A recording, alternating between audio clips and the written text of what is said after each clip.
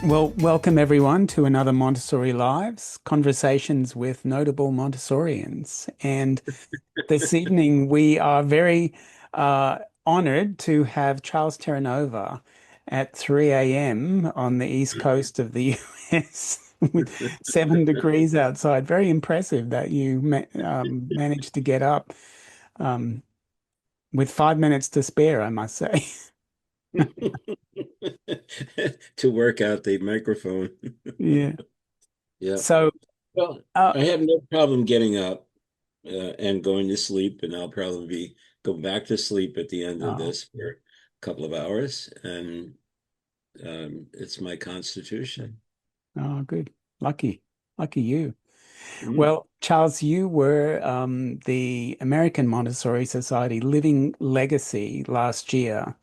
And Hmm. can you tell us, sing your praises? What have you done to be recognized with that honor? Well, I started a school with three other wonderful colleagues and my wife in 1973.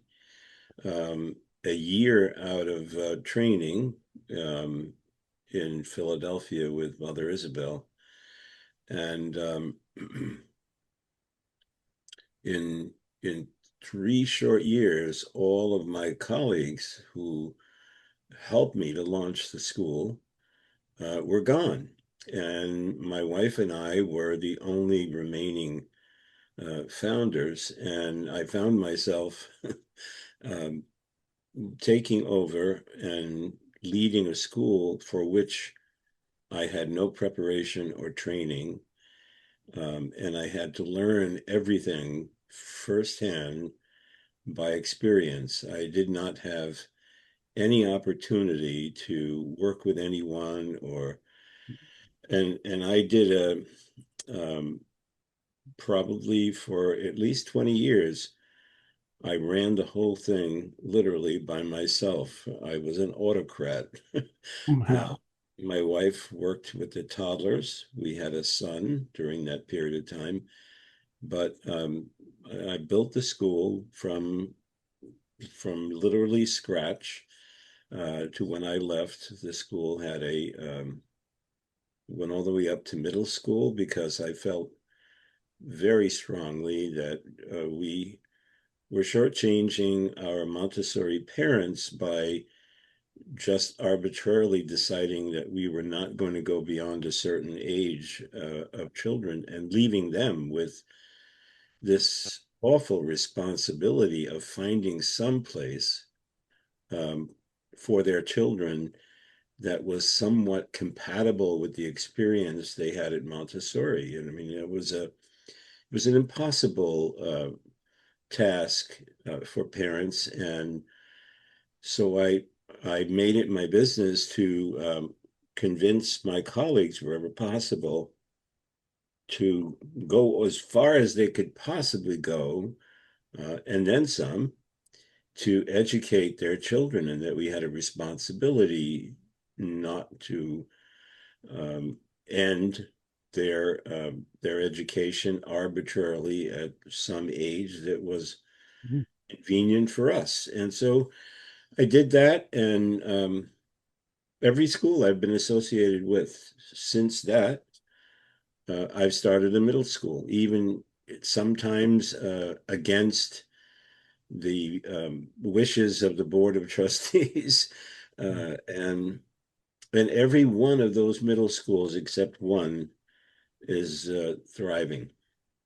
Mhm. Um, and I've also started with Gary Davidson a training program called Seacoast, which was at the time in New England the only available Montessori elementary training program until um, CMTE moved in Lexington. And for about 6 or 7 years, maybe longer, we provided elementary training in New England. Um, I've also done a lot of school consultations when I was the head of school at the school that I co-founded, I spent a great deal of time working with all of my colleagues all over New England, providing workshops for them. I did workshops for boards of trustees, and I have done visits, accreditation visits for the American Montessori Society and MACT. What else have I done? Oh, I've published things, and in fact, I have the reconstructing the constructive triangle is coming out pretty soon, and I worked on that with a number of colleagues. If it isn't out already, I don't know. And I have done a lot of work to help Montessori schools um, get on their feet and to thrive. And there's one in Dracut, Massachusetts, that I work with that are a married couple, just like Jane and I were.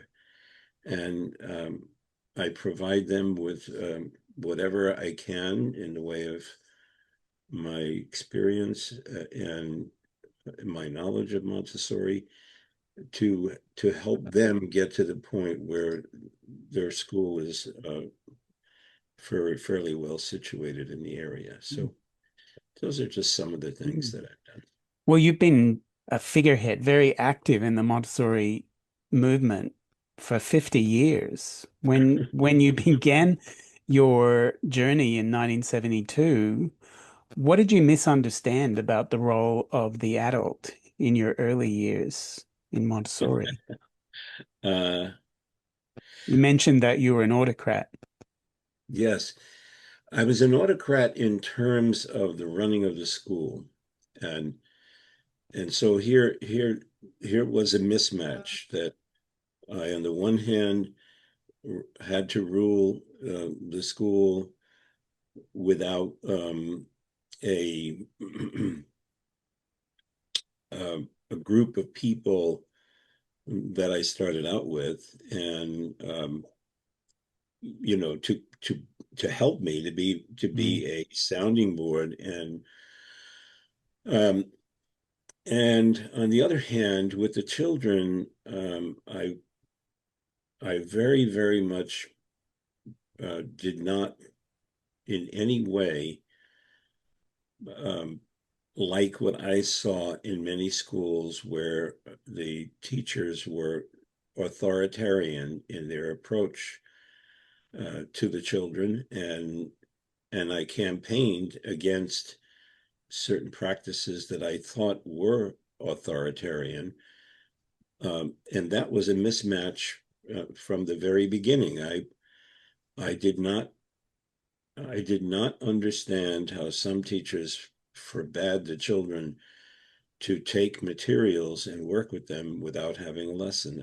I could not square that with Montessori's requirement that the environments bearing her name had to give the children freedom to choose, and that freedom was the basis for making observations that were helpful to advancing the independent work of children. So mm, I think I didn't understand how both of those systems, the running of the school and the running of the class, were equally important in providing a forum against authoritarian practices. mm. So there's this tension in Montessori between freedom to explore and fidelity to the practice, which I guess is where that rule comes from that you need the lesson first, right? And same with teacher trainees. Um, you trained with Mario Montessori, is that right? No, I trained with Mother Isabel. Oh, Mario came to the training to the exams, And he spent a week with us while we were taking our exams with various Mhm. other Montessori professionals. And he had, I remember we had a dinner with him one night, all of the trainees, and in that particular class, well, actually, we call them teacher leaders now. Um, in that class, there were 68 people, and he came to a dinner one night, and after dinner, he answered a lot of questions. And I remember he was particularly concerned about the fact that so many of the classes that he visited, the children spent so much time um, on the line and with some group activity that was designed by the adult. And he noticed that the children were rarely ever interested in what was going on, and some of the children just looked like they were about to go to sleep. And he was very concerned that that was sending a wrong message to the children, and that these people who had taken Montessori training had absorbed the incorrect approach that he and his mother worked so hard to promote. And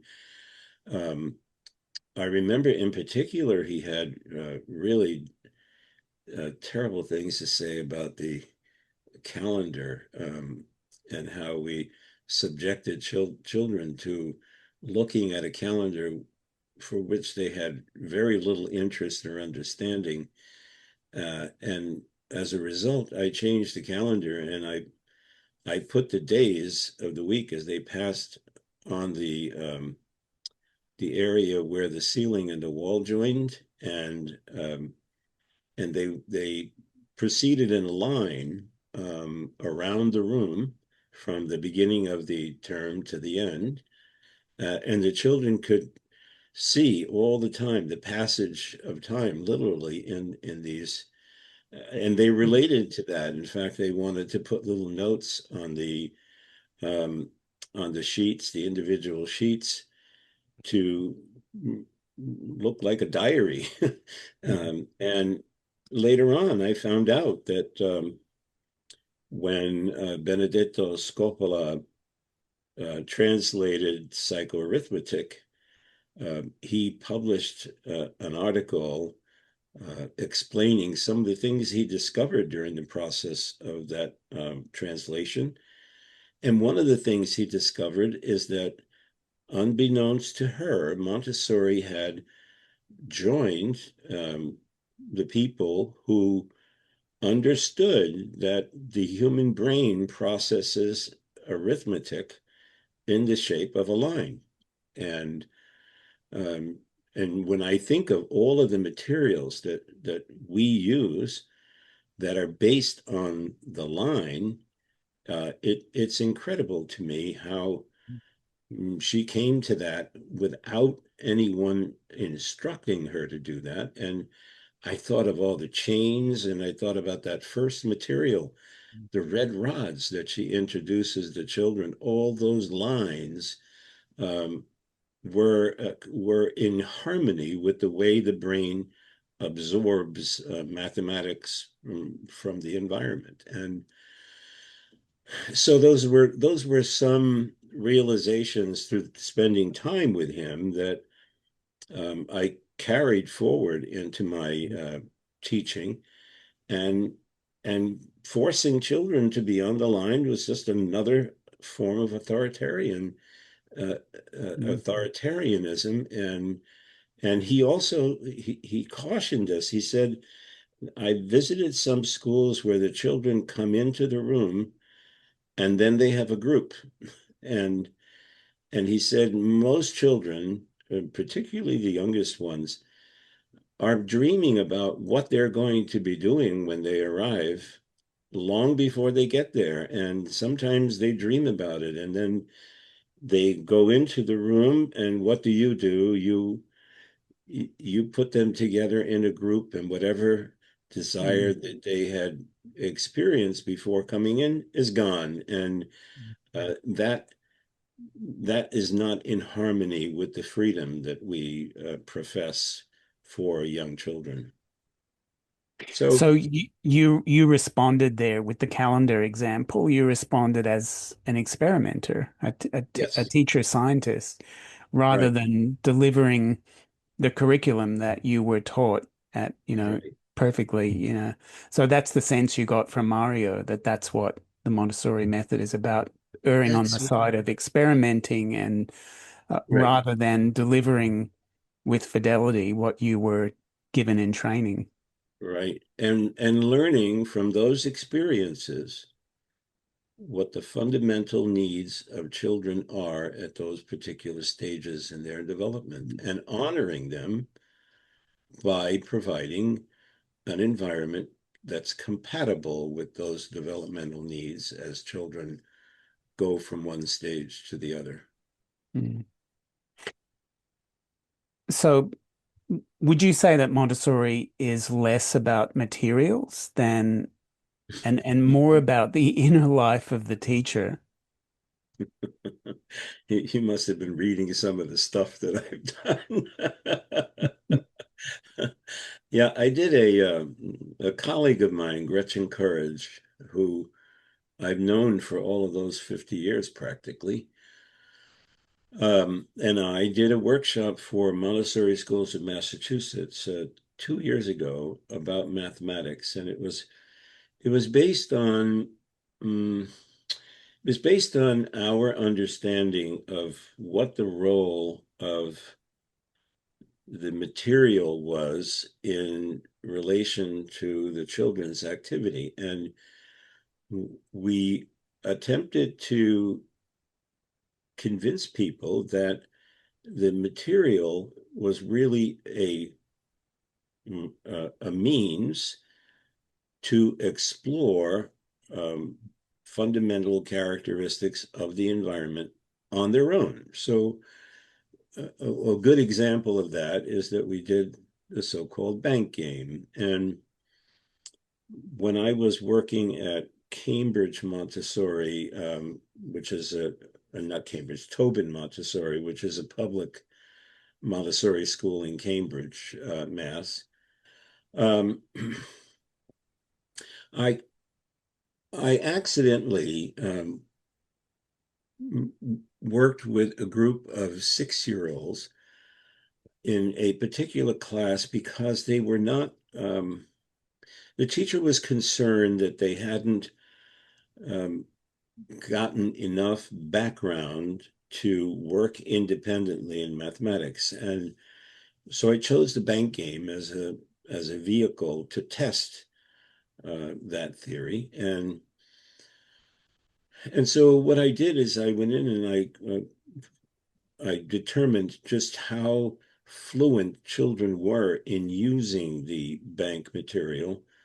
And I created this fictitious problem, and it had to do with, I mean, at the time, the Olympics were in Beijing, and so I created this problem where I was a sports store owner, and I was approached by the Chinese to supply them with tennis rackets, which they were short of by several thousand. And I mean, the idea that the Chinese could be short of anything is, of course, hilarious. And the children didn't get the joke, but all the adults did.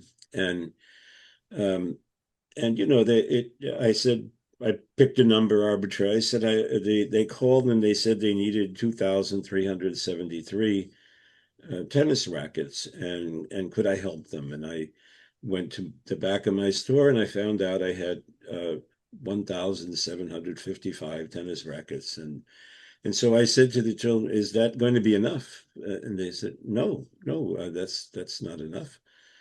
And so I racked my brain, and I had a friend who had a store nearby, and I asked my friend to make up the difference, and so it was a conversation just like this. Mm. And I said, "So how many more will we need. And so we took out the cards and we expressed these numbers with the cards, and then we got the equivalent amount of beads. And well, we're going to need to add such and such. And so we put those beads together, and I said, "Will that equal the number?" And they said, "Well, no, that's actually more than we need. So what are we going to do about that?" And they said, "Well, we have to take away So we got into this whole conversation with the beads, with the cards, where um, we used addition, subtraction, and division, because there were several people who participated, and the excess had to be divided among them, because I couldn't keep them. They didn't belong to me. And so we had this wonderful conversation with the material about how the bank game, and I didn't put it in this way, how the bank game provides us with an opportunity to solve really big problems, because this were thousands of tennis rackets that we needed. Um, and So then, what you're saying is interest drives learning and yeah, discovery. And and we sometimes treat the materials as if, I mean, they're inert, really, they're objects, but we sometimes treat them as if they have this power to to, they're have holy. an active influence over children in learning. But what you're saying is interest drives learning, and interest comes from that relationship really between the educator and the child and between the children. Yes, and one more thing. That story was possible because uh, I engaged their imagination, Mm, which was a fundamental um, um, issue for children around 6 years of age, and created a story that was not really believable but mm, plausible, and mm, and they then uh, wanted me to put it in writing, and I had a large easel in the room, and I asked them to dictate to me the whole story, and I wrote it on this easel. And I said, so the Chinese Olympic Committee approached me and so on. I did that all as a narrative. And then next to it, I did all the mathematics, the actual number, I placed them in columns so that they could see that the larger one was on the top, the smaller one was on the bottom, and then the result followed. And I couldn't predict what followed, because then they began to create problems that they wrote on these easel pads and then solved them. And then they would bring them to me and say, look what we did. And three or four children together would show this. So I began putting some of them up in the hall, so other adults and children could see them, to act as a stimulus, I guess. And it ran rampant. And you know the result was more than I had um, provided in the way of thinking in advance. I was surprised by the outcome. It reminded me of Montessori saying at one point, at first I won't believe what I see by these children, and um, maybe next time I'll believe it, or maybe next time I'll believe it. It was the same kind of experience, but it didn't happen because I followed some preordained process.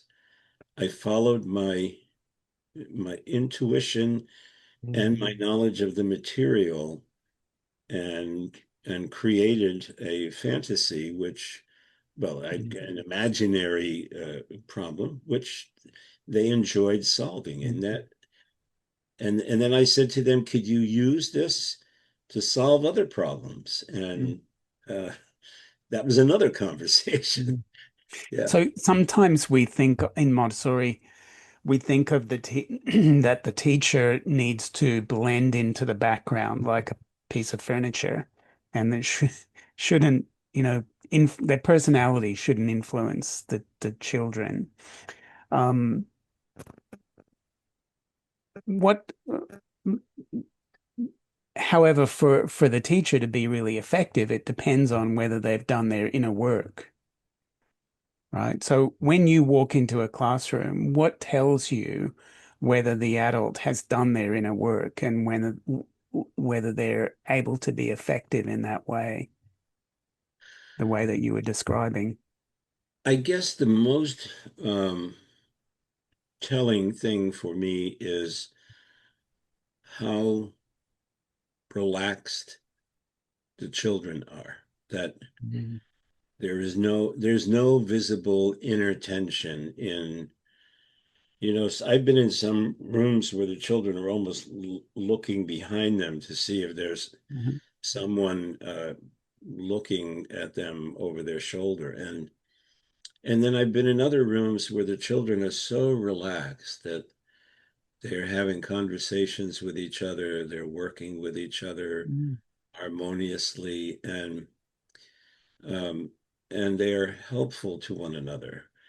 I think the relationship between the children is one of the most important points of observation that I make in Montessori environments, and where children are relaxed and comfortable and see it as um, a warm, loving, and interesting place, a place where their ideas are challenged, where their efforts lead to something that they're proud of, and happy with, and a place that they want to go to because it provides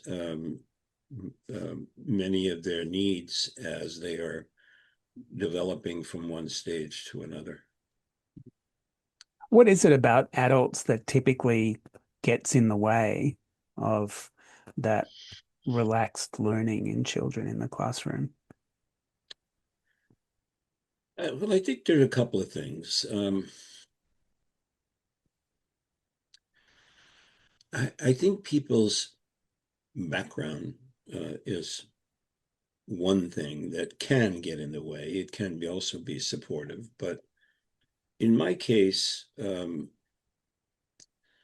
I came from a very authoritarian, arbitrary environment where the adults did not respect us as children. But there was this this Janus coined, on one side they they praised and they reveled in the fact that they were such great providers. And on the other hand, with the back of their hand, they could just wipe that all out um, by insisting that we do something their way, or and and I realized, when I first started teaching, that occasionally I would say something and maybe even raise my voice, and out came my father's voice, not mine.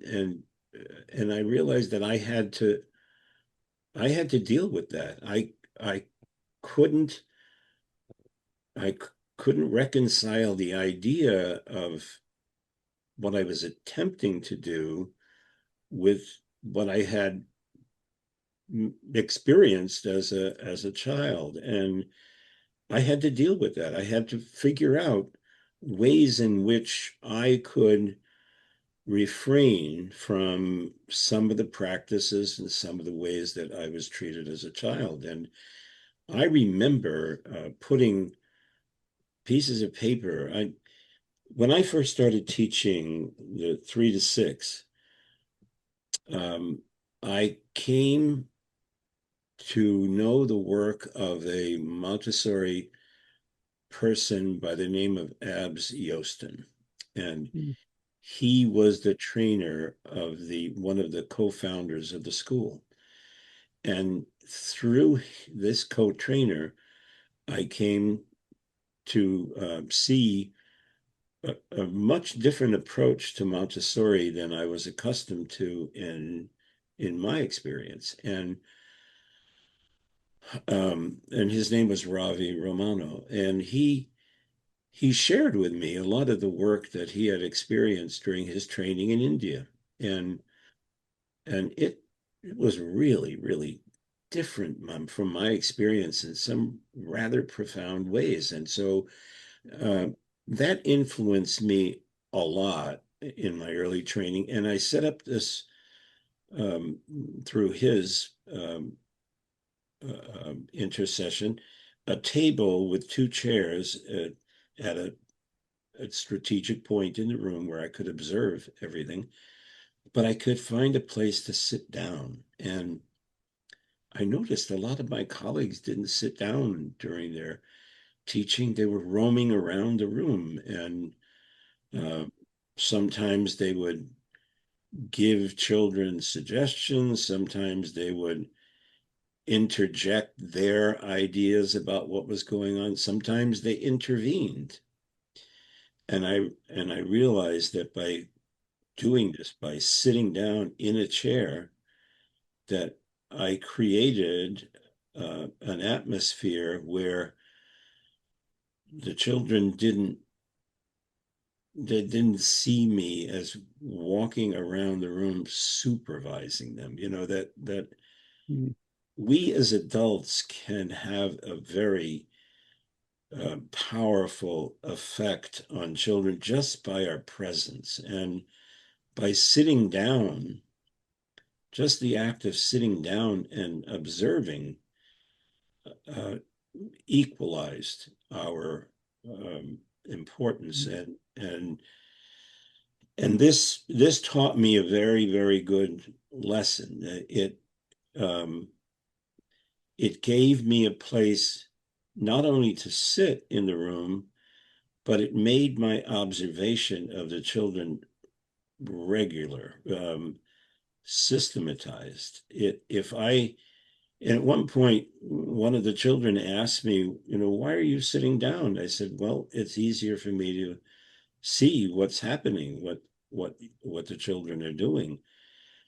And and I realized that just the act of standing in the room had an impact on children. They noticed the difference, and I didn't. um,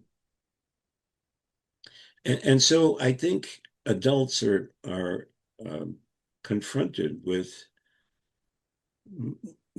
what I call their spiritual evolution as a teacher. mm, Montessori herself wrote that too often she observed her teachers focused on the material things and not on what she deemed the most important, which is their spiritual presence, their spiritual awareness, and and that she lamented the fact that in some of the training courses she observed, there was much more focus on the material. And when I reflect on my training, I have to tell you that the majority of the time was spent in showing us how to use this material, how to use that material. And the shortest amount of time was devoted to our own spiritual development and the spiritual development of the teacher. And so I think those things are key. If you're going to go into Montessori, and I've done this in my training courses, I've said to adults, if you're not prepared to question your fundamental ideas and your fundamental values, this is not the profession for you. Do you Um, think that was always true for Dr. Montessori, or did it change over her life? Did she become more concerned with fidelity later in life, or was she always, had a priority, an emphasis on the inner transformation and focusing on the child and discovery and so on? It's really a good question. And the answer depends on which Dr. Montessori you're referring to. Um, the Dr. Montessori prior to 1929, I would say, was preoccupied with the empire building stage, with the creating of relationships with the high and the mighty, and the trying to get her schools established, and trying to do as much as she could to increase the number of teachers because she was faced with a great deal of demand all over the world for um, for teachers and for expertise about how to implement Montessori, because depending on the environment, it required different solutions. And so the Montessori of the 1930s, um, I think, was mostly concerned with survival. And the 1940s in India, I think, was the time when she began to think about her legacy and to think about the spiritual practices she was hoping to have left an impression on, as opposed to the material aspects of her teaching. And so when I read things that she wrote or people experienced with her when she was in India, particularly the absorbent mind, it it reads differently than the Montessori method, which she wrote in 1907 and 1908. And so she underwent somewhat of a spiritual development as well, from one stage of her career to another. And, people, I think many of us don't appreciate how many times she had to reinvent herself. And I wish I knew more about that period in the 20s when she was in Barcelona, um, where psychoarithmetic was written, um, psychogeometry was written, and all the psycho books were written because, in those works, you see that she's trying to blend the spirituality of the approach to children with the material approach, and um, that that all came to an end with the various military and political uh, revolutions that were going on all over the world, with the fascism in Germany and Italy and Japan and Spain. And so so it really depends on which Montessori you're talking about. I think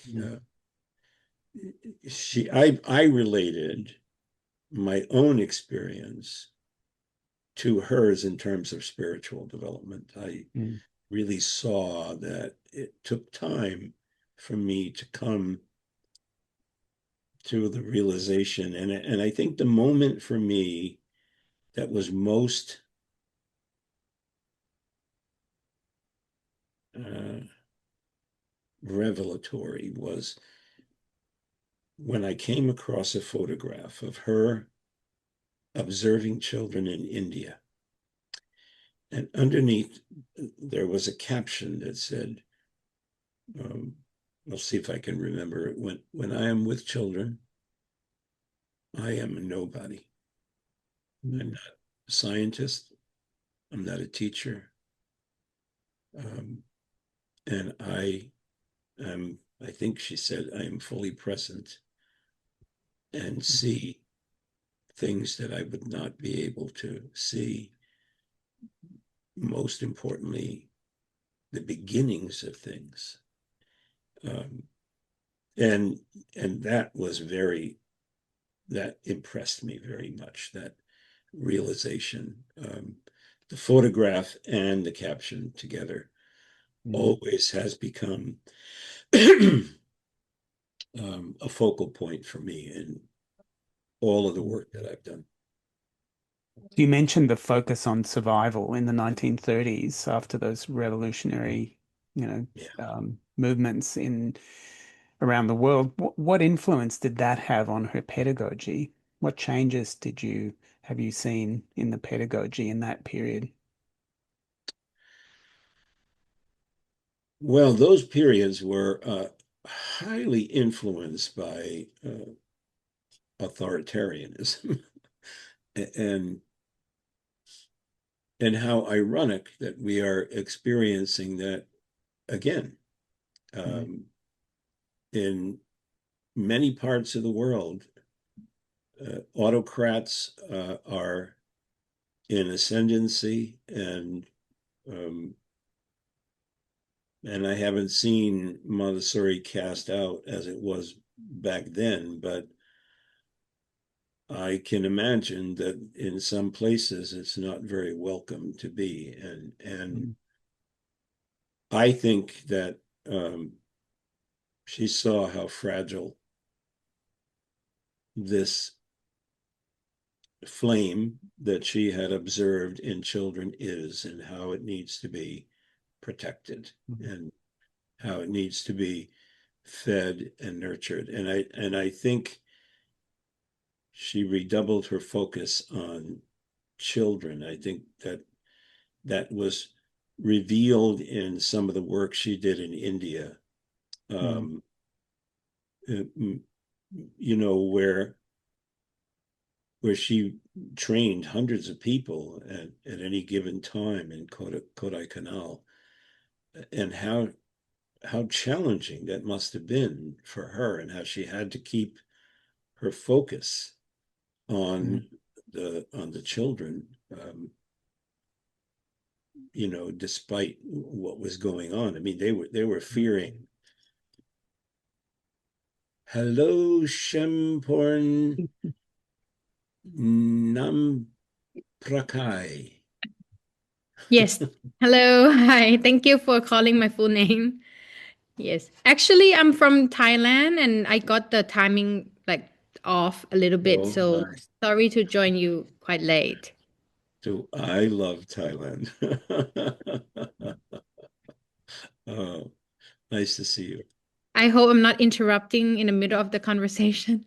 You're welcome. Yeah. Glad you made it. So, Thank Charles, you. as somebody who's trained generations of teachers yourself, if it's so imperative for Montessori teachers to look at aspects of their own personalities that interfere with their ability to see children clearly, how do we build that into teacher education programs? Is it possible to make people look at their own emotional baggage if they aren't ready?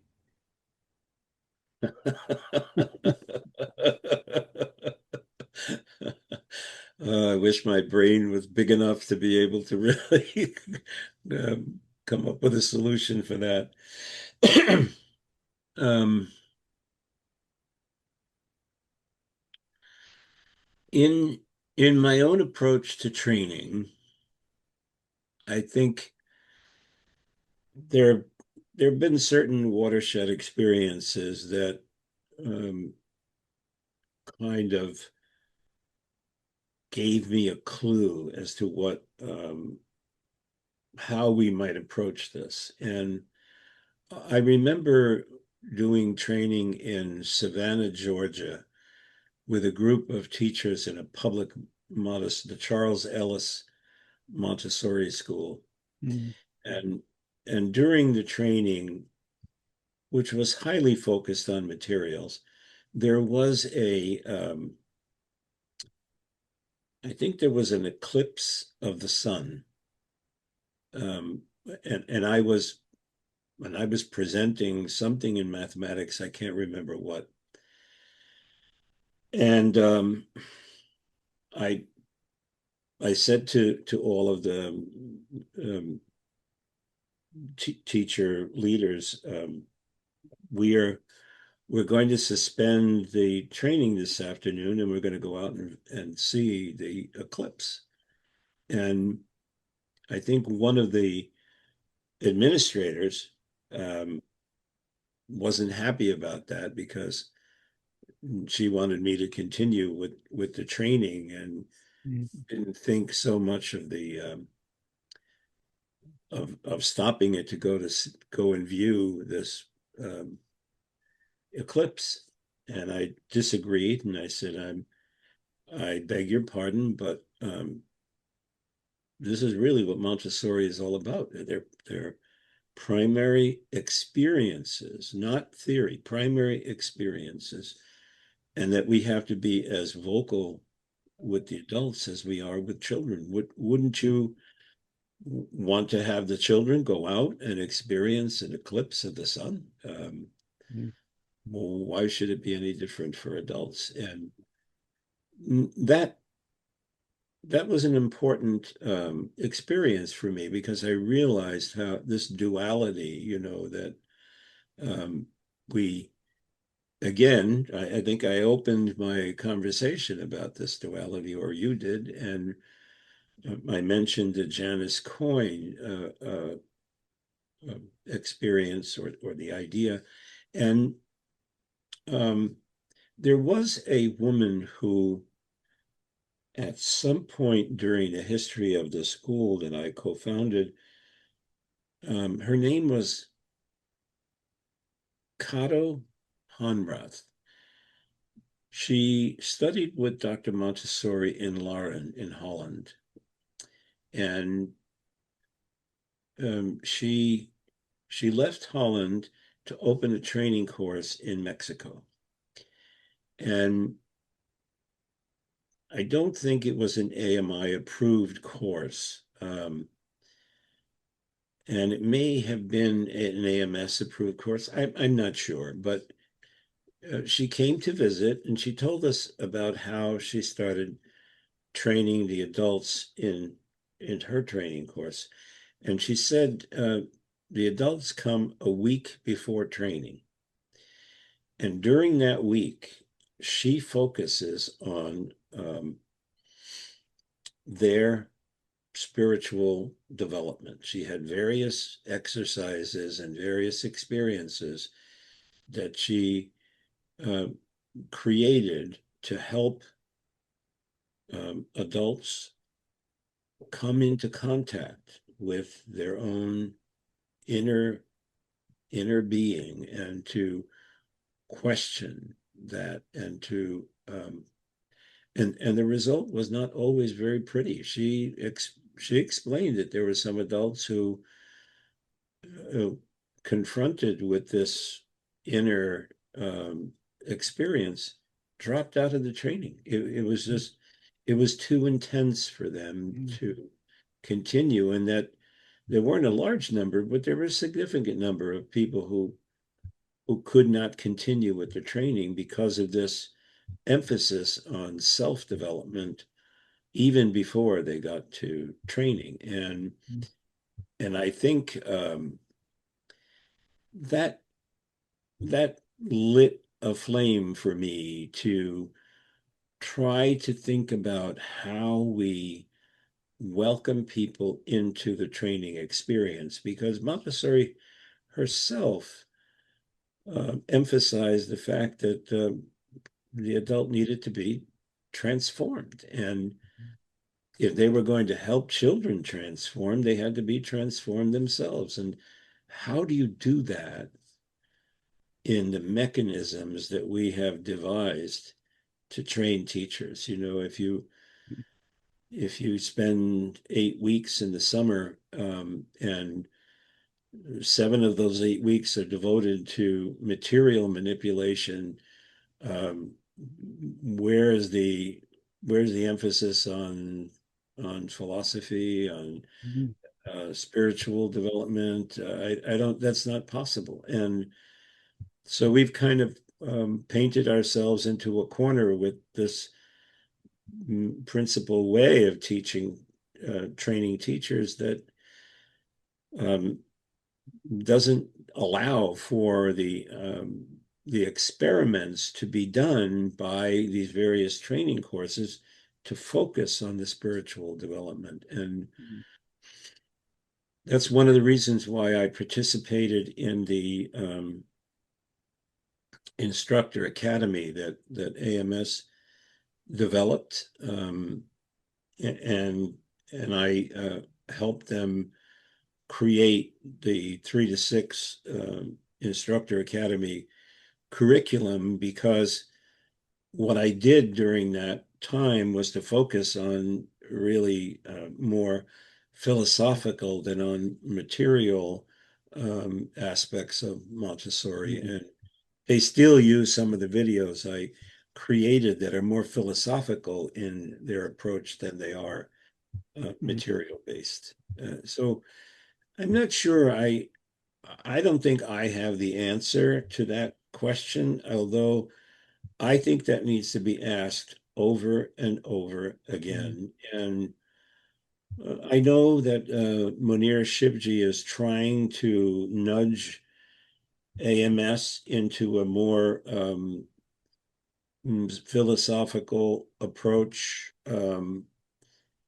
with the annual Montessori events, but it's so difficult given the dynamic nature of those events to be paying attention to people's spiritual development, particularly when when you have that big display of materials that um, Right.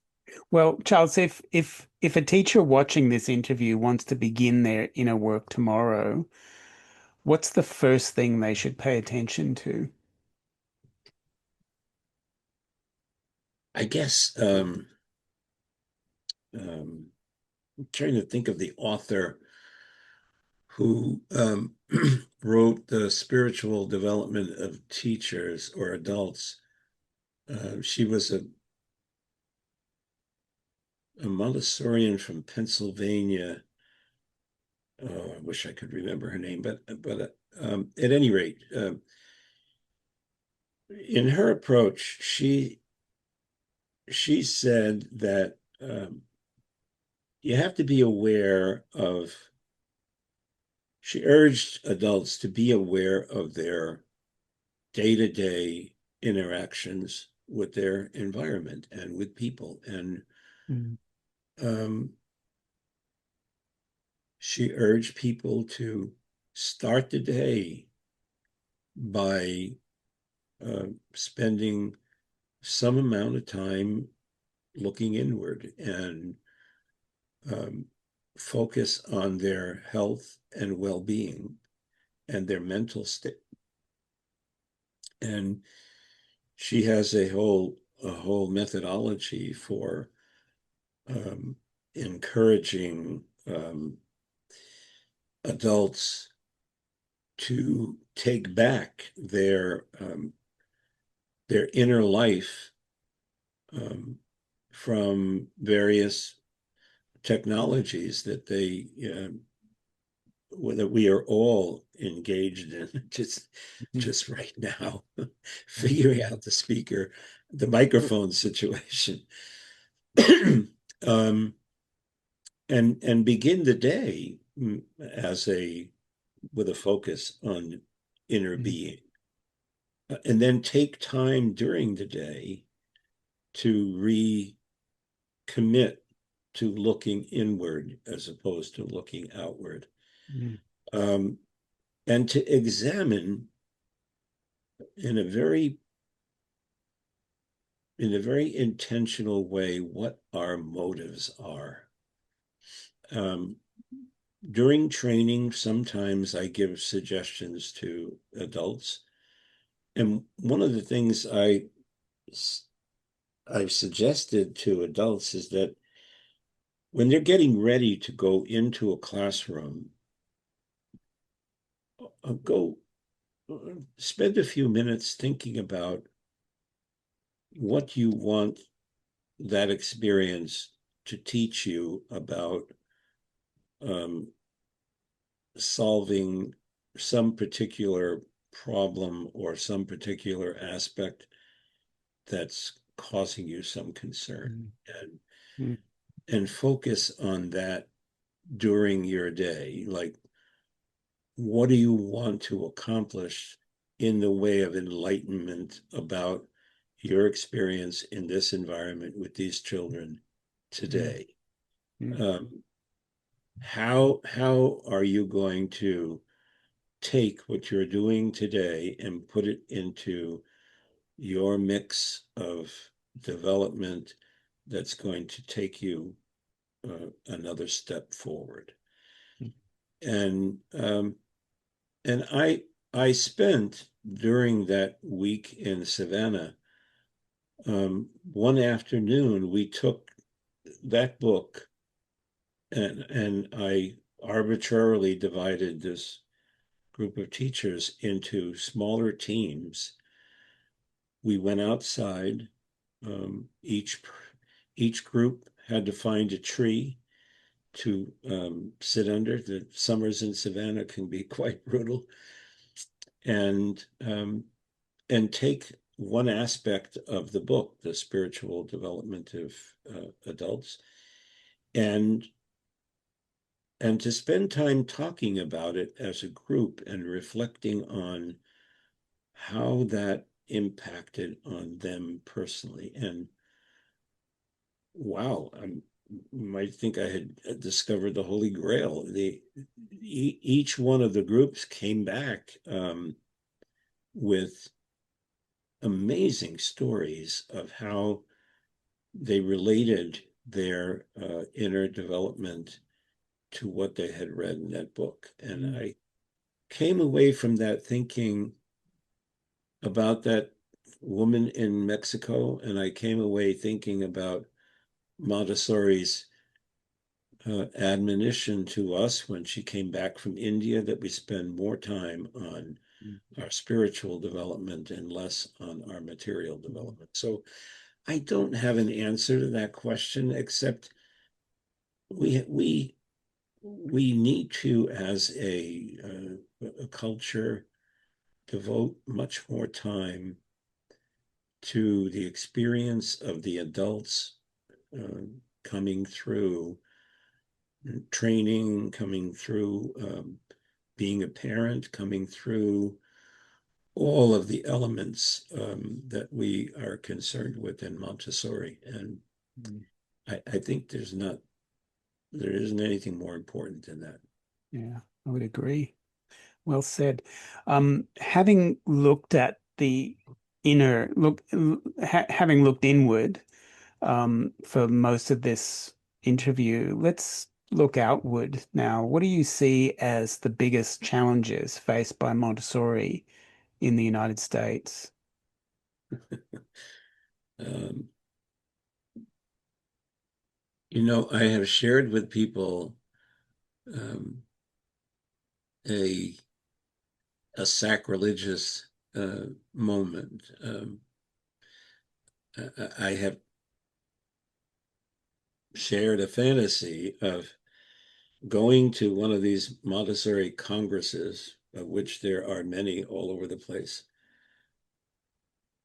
and to disguise myself as Jesus and to take my whip and whip the merchants out of the out of these congresses and get them, get the people who sell this stuff out of our meetings. And I see that as a challenge from many points of view. One is that most of the time, not all of the time, but most of the time, the stuff that they're selling is not appropriate for the work that we do with children. Mm.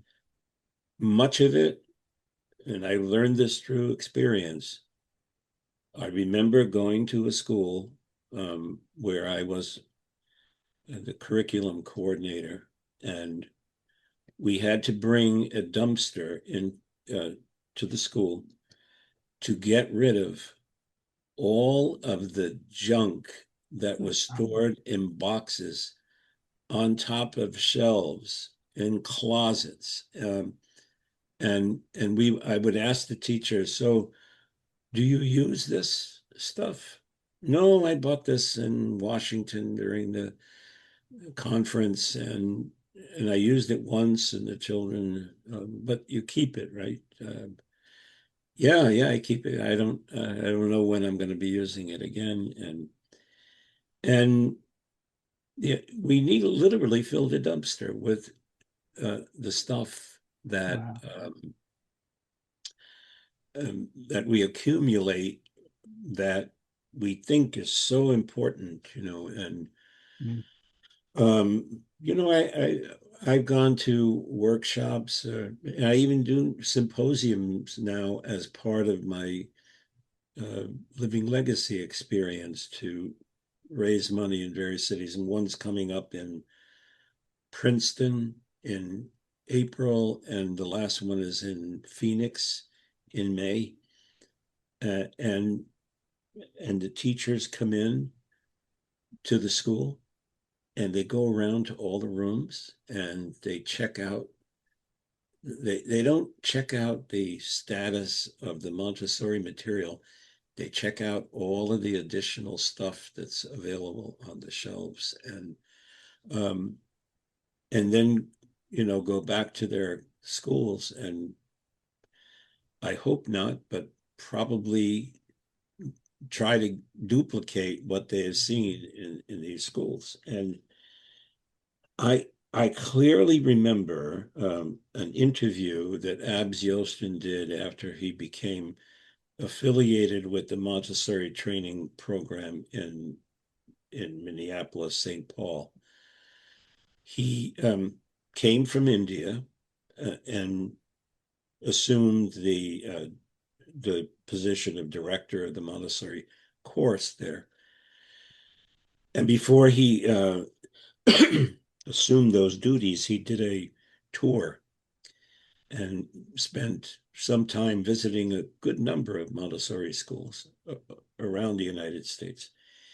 And people asked the question, so what do you see as you go around and visit these schools that's different from your experience in India? And he said, I can't help but thinking of the schools I have visited as supermarkets,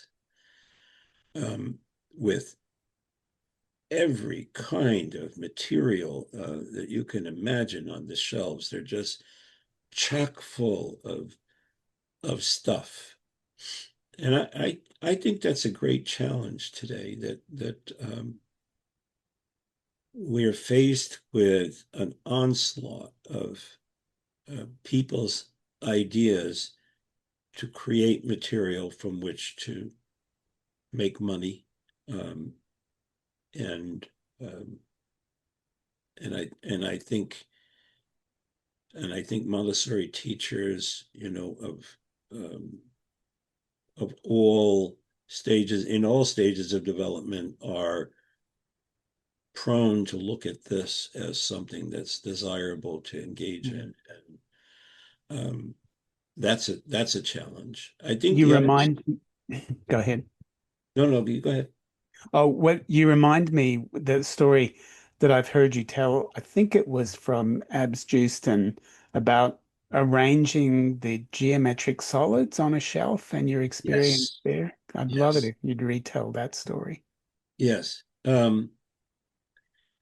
So when I took training in 1972, they were presented to us as in a basket. So there were 10 geometric solids in a basket, and there was a cloth on top of them. And and I wasn't familiar with them. It was a new thing to me. And they were presented as carrying the basket to a rug, and then removing the cloth, and then taking them out and putting them on the rug. And and then teaching children the names of them. And when I first experienced that, I thought, wait a minute. I thought that, in fact, I asked a question. I said, I thought that there was some dictum of Montessori in which you had to have an experience with the material before engaging in the language of what their name is and so on and so forth. And I didn't get an answer to that question. And then I came across the work of Abs Yosten, and in his work, he actually has an article about just the geometric solids. He talked about placing each one of them individually on the shelf and to show children how to use them, you carry them individually in your hand to the place where you're going to work, and then you constructed with them. Now, all of a sudden, this was making sense to me, and I thought, that other thing, I don't know where that came from, but that just doesn't make sense to me. And then the end of that is to try to name the object which is under a cloth that you cannot see stereognostically. So immediately I took these out of the basket and I placed them on the shelf. I wasn't expecting what was going to happen after this. Just like the metal insets, there's an order in which they are placed in the environment. So the metal insets that are curvilinear are all on one shelf. The ones that are straight lines are on another shelf, just as a way of helping the mind see or categorizing these two things. That's not written in blood. But so I put these geometric solids out, and I thought, well, maybe I should arrange these according to the characteristics that they have in common. And so I arranged them, all of the curvilinear solids, one area, and all of what I thought was the rectangles, all of the triangles, and so forth. And over the next couple of days, I noticed that arrangement was changed. And what was happening is that the children would come in the morning, and some of them would go over to the solids and rearrange them according to their own awareness of what they had in common and what they were different, but they were always rearranged. And so it dawned on me, they have to be liberated from their tune in order for the children to see possibility, create an interest. That led to this whole revelation that we had to remove all of the lids on the materials when they're on the shelves because they can't see inside. And how does a child come to realize when the second color box or even the first color box, when it is done correctly? What's the point of consciousness? Well, they're matched. And so in the box, they should be matched because that's what they're absorbing as their way of knowing that they've done it correctly. That's all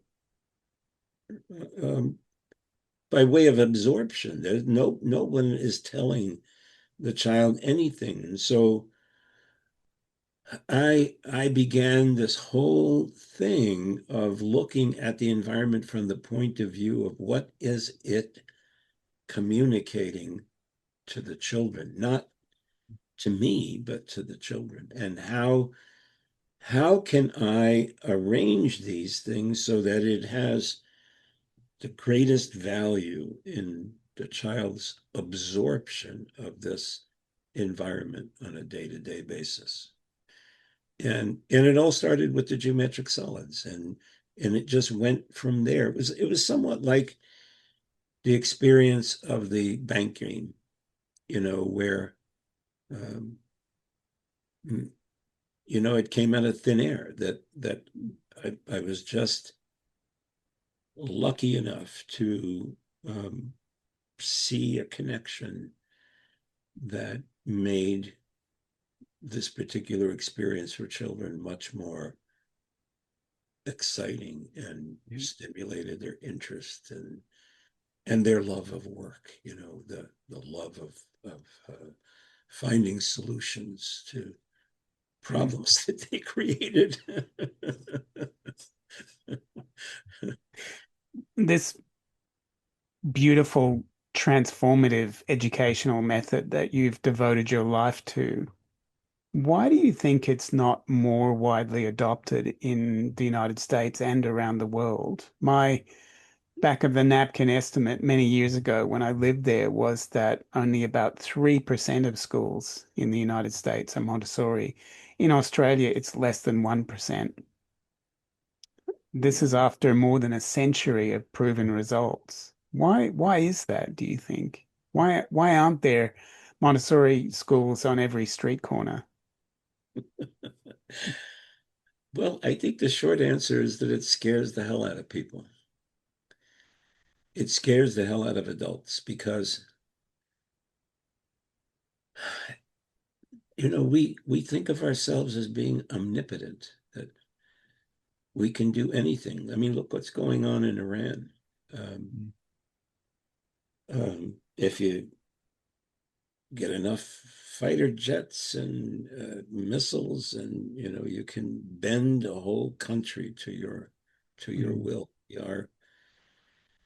We are an omnipotent species, and our dominance over the environment is, um, it seems to be paramount in the thinking of some people. And that is not compatible Mm.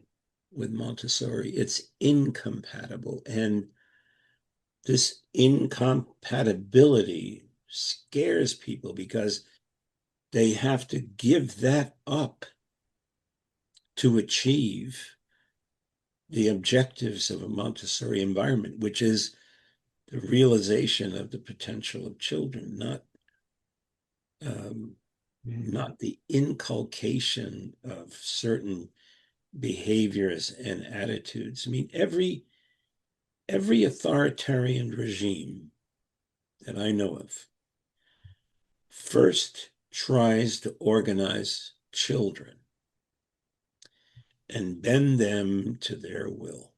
Mm. We remember, um,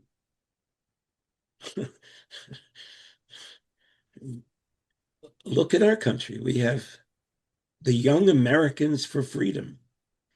Um, that's not any more about freedom than the man in the moon. That's all about creating a group of individuals who are going to vote a certain way when they become adults. Mm. It's if you want to control a country, control its education. Mm. And our educational system is not based on providing an avenue for children's freedom. It's an avenue for inculcating into children certain behaviors and attitudes that's going to serve the power structure in that particular community. Mm. And What do and we Montessorians need to do to change this, do you think? What can we do? so Montessori herself began in 1907. It's now 2026. We have barely moved the needle. Mm. I once described us as the voice crying in the wilderness, that do you remember the movement that was started by Maharishi Mahesh Yogi in the 60s and 70s? Mm. Yeah. Transcendental meditation. Um, his idea was that if a certain percentage of a community were meditating on a regular basis, that community would transform. And he started a university somewhere in the Midwest. I think it was called Maharishi University. And they chose this community because there were a large number of meditators. It never achieved its objective. I, you know, Mark, that's a question that I have spent a lot of time trying to figure out if there's an answer to that. But when I see the behavior of us as a species, particularly with the idea of climate change, and I see how oblivious people are to the way in which we degrade our own environment for what? Mm. Material gain. I sometimes think the species is lost. I mean, I don't. I wish I could. I wish I could say something uplifting about our potential for transformation, but wow, it's really difficult for me to come to the conclusion that it's possible. Mm. I wish with all my being that I could commit all this work that I have done with the idea that it's going to help move the needle. But right now, It's maybe it's hard to because see. I'm 83. Mm. Um, Do you think that there's anything in within the Montessori movement, the way that Montessorians relate to each other as adults, that um, gets in the way? the same thing that gets in the way of being able to give up the hubris of adults is just Mm. my hubris. Not I'm not talking about I'm talking about my own hubris, to for me to be aware. Just this hour and so that we've spent together, I'm thinking of how I pontificated about these various things that we have discussed, coming from my point of view as something people want to hear. It makes me feel um, humble, but it also makes me feel great that people want to hear what I have to Mm. say. It's again that Janus coin. It's so tempting uh, to want to feel that you have some influence, but on the other hand, you look around and think, "Wow, I don't think I've moved the needle very much Mm. in all of this effort I put out." And until I hear from one of my former students, Mm. and I realize how much my being has influenced them without my even knowing about it. Like Mm. that's the one thing that keeps this flame alive. It's this, a student that I haven't seen in 40 years says to me, Yeah. said to me recently in Seattle, where I was giving one of these symposiums, "You had a greater effect on my life and still do than anybody I've ever known." And Mm. Wow. I mean, in terms of spirituality, that Yeah. goes very, very deep. And that's what gets me up in the morning. The power of the relationship, which is what education is all about. It's a Right, relationship. So, right. are there any areas where you think Montessori needs to be updated to better fit this modern world? I have always felt uh, that she gave us this gem of cosmic education. And we have yet to figure out how to share that with the world. Mm. How, um, when I was the resource teacher at the Montessori school, the Tobin School, the public Montessori school in Cambridge, I felt this very strongly. And I convinced the teachers that we should have a cosmic education day. Mm. And and the focus would be on all of those so-called experiments that we do with the creation of the universe story, and Mm. that they should go on in the school, and that we should provide the children with the write-up so that they could take them home and share them with their parents, and their parents could do these with them and discuss all of the implications of these various, they weren't experiments, they were demonstrations, but nonetheless to involve the parents. And then we would then have dinner provided. The children and parents would come that later in the day to school. The parents would be shown these demonstrations, these presentations by their children in their classrooms. And then the culmination was that the teachers agreed to present the creation story to the parents in our auditorium. And it's never been repeated at that school. Mm.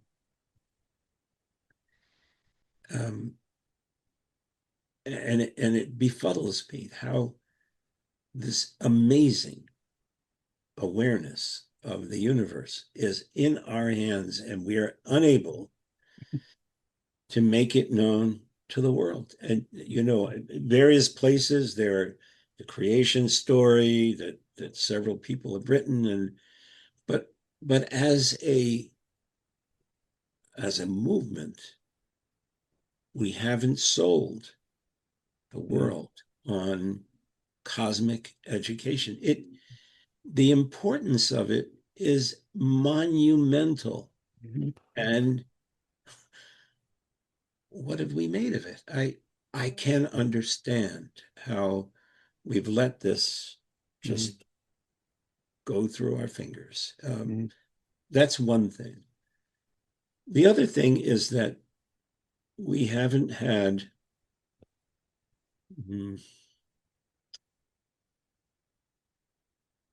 a real examination of technology in our environments. The last thing I saw written was by David Kahn and the North American Montessori Teachers Association. There's a tremendous fear of technology on the one hand in some Montessori circles, and there's another rush to embrace it in other circles. There's a real split of opinion, like there is in the population. I mean, the technology is moving faster than our brains can absorb it, and I think we as a educational philosophy have to spend more time engaging with this to see what the possibilities are. And the other thing is that I truly believe that we as a whole approach to human development have to take more of a stand on the experiences that children are having all around the world that are just horrendous, horrible. The children in Gaza, the children in southern Sudan, the children in Ukraine, all over the world. And I don't see us speaking out about it as a provider of educational experiences for young children. I think we don't have a strong unified voice. No. We don't speak as one. No. What was your experience in public Montessori? Where do you think Montessori fits in the public education system? Well, when when I came back to the States from Canada in, I guess it was the 1990s, there was a teacher at the Children's Own School by the name of Elizabeth Slade, and she was our elementary teacher, and she was truly gifted. And she left because they changed the dress, and I always regretted her leaving because she was just so good. And she went on many years thereafter working with public schools all over, and eventually she started a group called Public Montessori in Action. And she has tried to put together an approach to Montessori in public education that I think is very viable. She's created procedures to evaluate how effectively Montessori is being provided for children in public schools that speaks the public school language of standards and safeguards the experience for children in public schools that are more reflective of Montessori principles than we have heretofore come to experience. And I think she's on to something. And I felt that some of these attempts to integrate Montessori into public schools was mostly for publicity reasons and not really genuine attempts. I think many of the public school systems didn't realize that they had a tiger by the tail, that that what Montessori was saying to them is you've got to transform your view of children, and many public institutions are not ready to do that. They're not in any way open. Otherwise they change the rest of the stuff that they do, and not just provide for this one Montessori school. I mean, if this is so effective, why are your other schools still doing the junk that they're doing? And I don't get it. It's like, oh well, we have to make this available for the parents. And really, Yeah. and it's not had an impact on you. So Yeah. it's like business as usual. And um, yeah, we gave you this Montessori school as a token of our Yeah. esteem, but it's just yada yada yada yada yada. I don't I don't really think their heart is in it. And Yeah. some places, sure. I mean, I can't say that's about all of them, but the first year I was there in Cambridge, the school system had promised to the parents who enrolled in this Montessori program, because they didn't know what was going to be the outcome. The parents were taking a chance in doing this. They had faith in the system. And the first year I was there, they promised the parents that they would go up to the elementary. And then the first year I was there, they reneged and they ended the Montessori program at the middle school. And the upper grades, business as usual. Mhm. Let's finish up at the beginning. How did you get into Montessori? Oh my God, what a convoluted path.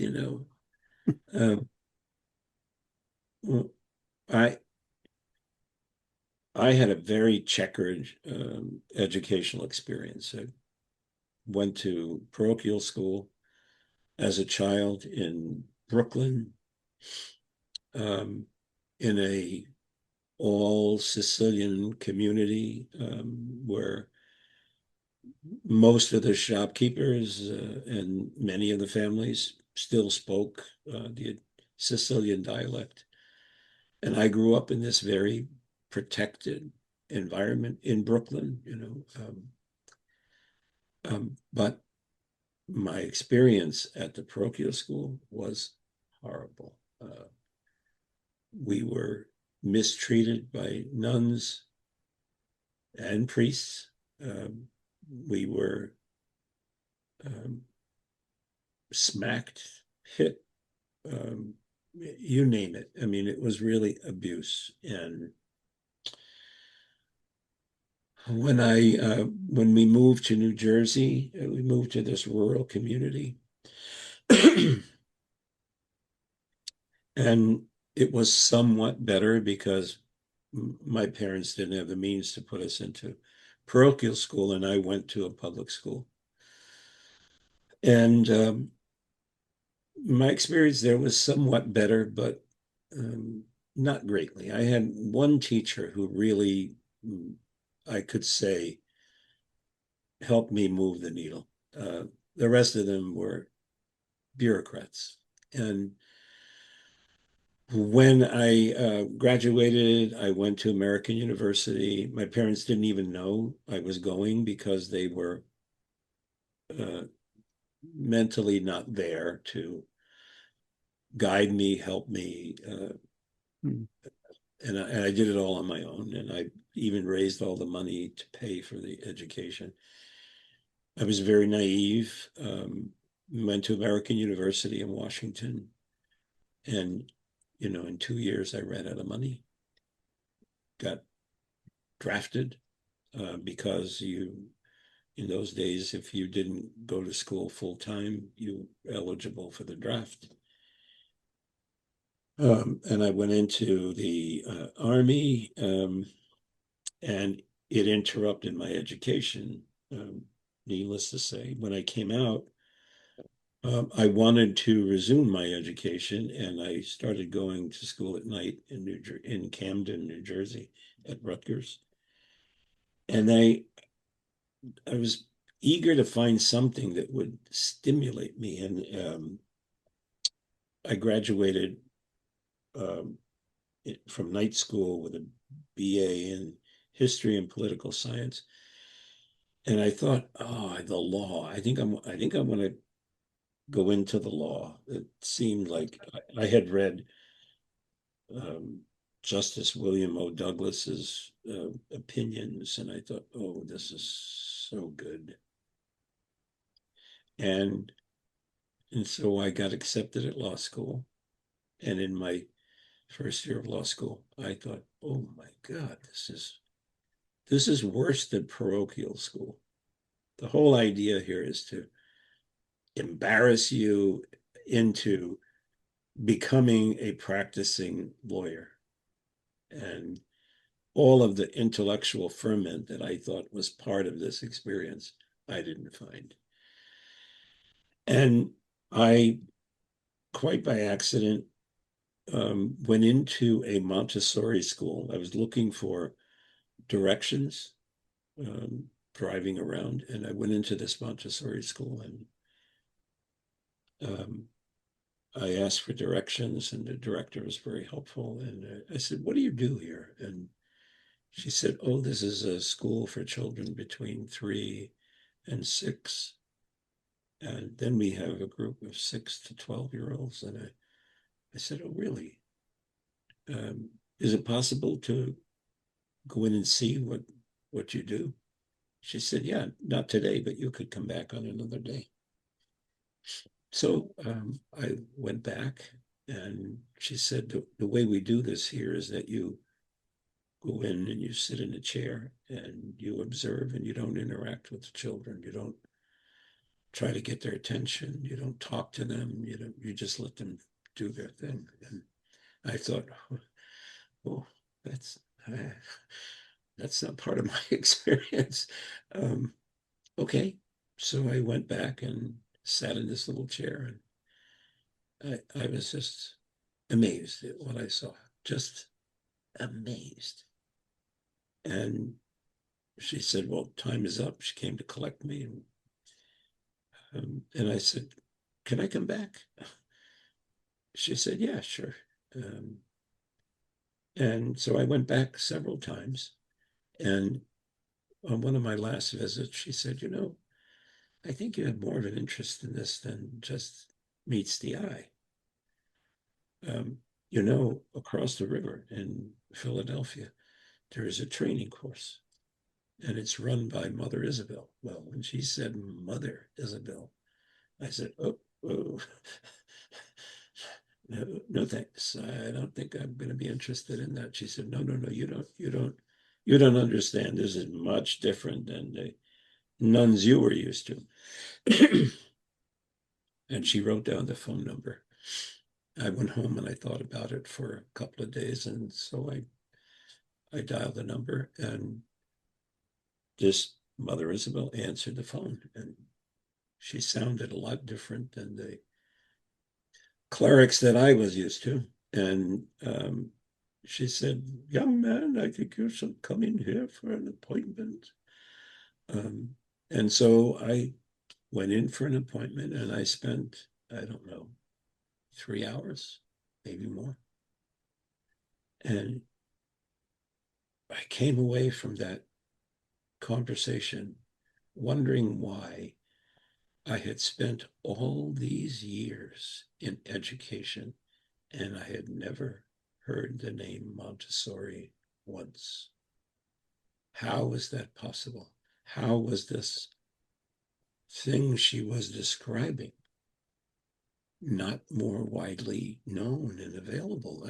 I couldn't think of myself as an educated person not knowing this. And she gave me a pamphlet and a book, and I couldn't wait to get back there and get more of this. It was this speaking to me like nothing else I had ever heard of before. It was like Mm.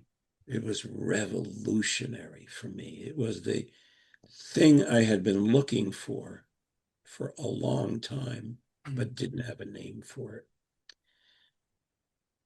And the week after, I dropped out of law school and I enrolled in the Montessori training course. And I'll never forget when they presented math, and one of the instructors put 1,000 cube in my hand. And for the first time, I realized what cubing actually meant. I didn't know that. I didn't know that it actually you could create a material to demonstrate what cubing was all about. And then it just grew and grew and grew. And it was the best educational experience I ever went through. And I became, just the person who quit smoking and then tried to get everybody else to quit smoking. I was a disciple. Mm. Yeah. I And you still have am. been for 50 years plus. Yeah. Charles, this has been so fascinating. We've been at this almost 2 hours. I've never done more than an hour before, but I just couldn't stop. You have just had us enthralled. Alex or Chern, do you have any questions or comments you would like to throw in there? No, it was just lovely to sit through. I think there are probably a lot of comments and questions, but they're for another time, Charles. Mm. Particularly my people are middle school and older, adolescents. So, but that's a whole other time, I think. And it's all still so relevant. Yes. Yeah. Yes. Yeah. Yeah, but yeah, thank you. I actually thought, am I missing something? Are we going longer tonight, Mark? But that was after I realized we were already an hour and a half in, hadn't recognized it. So Yeah. took a while.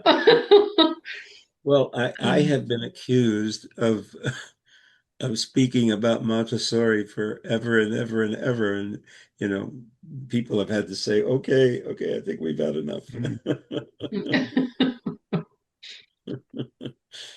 Yeah. Well, this So has been, thank yeah. you so much. Like I came late, but it's like I got this makeup time. Yeah, we did it Thank for you. you. Yeah. Just a little one thing about from me is that like the whole world is talking about AI and like modernized education and stuff, but we know deep down inside that Montessori is like timeless. So like you mentioned that a little bit, like do we need to adjust anything? But because we're working towards becoming, well, for the children to become complete human. So as long as you still eat the same way or you need to be a human, like Yeah. as Mm. Are Montessori has you already planned it. are you familiar with Maria Montessori's pamphlet on Human tendencies. the human tendencies? Yes. Yeah, Yeah, the human In tendency. in the yeah. beginning of that pamphlet, Not the pamphlet, but I mean I can relate to the human tendency. yeah. Well, he wrote a pamphlet that was published by AMI in the early 50s, I believe, when both of he and his mother returned to Europe from India. He describes the scene, the devastation, and the lives that had been lost and interrupted, and it must have been such a profound experience because her grandchildren were in Holland when it was occupied by the Nazis, and his son was involved in the resistance in Holland during that occupation and risked his life many times. And so there was a lot of worry about what was going on there. And when they came back, he wrote in this pamphlet that there was devastation all around him.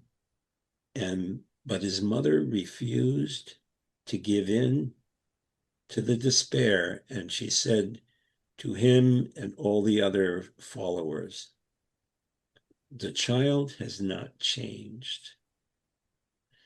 The child is the same.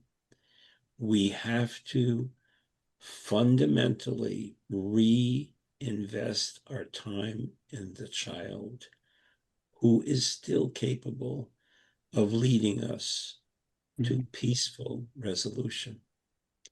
And she refused to give in to the temptation to feel despair. She felt energized by seeing the resilience of children and being engaged, because she went back in 1949 to do additional training. It's a very moving experience for her being in India, and she wanted more of it. She died only 3 years later. That's beautiful. Yeah, it's a great note to end on. Yeah, thank you so much. Especially what's the world going on right now. It can we really relate to that. Yeah. It's been a real pleasure Thank you. for me to be with you and to share this experience. Thank you so much. And the time is meaningless. Yeah. Well, thank you for sharing your time with us, especially at 5 a.m. in the morning when you came on. So Wow. really appreciate I'm going it. back to sleep. Oh my goodness. Thank you, Charles. Thank you, Thank Mark, you. for Thank putting you. this together. It's really You're amazing. welcome, Sharon. It's nice to see you Thank you again. for putting this together. Yeah. All Thank right. Good night, you. everyone. Thank Good you. morning. Thank you. Good morning. Good morning, Charles. Good morning, Take good night, care. good Bye. afternoon. Thank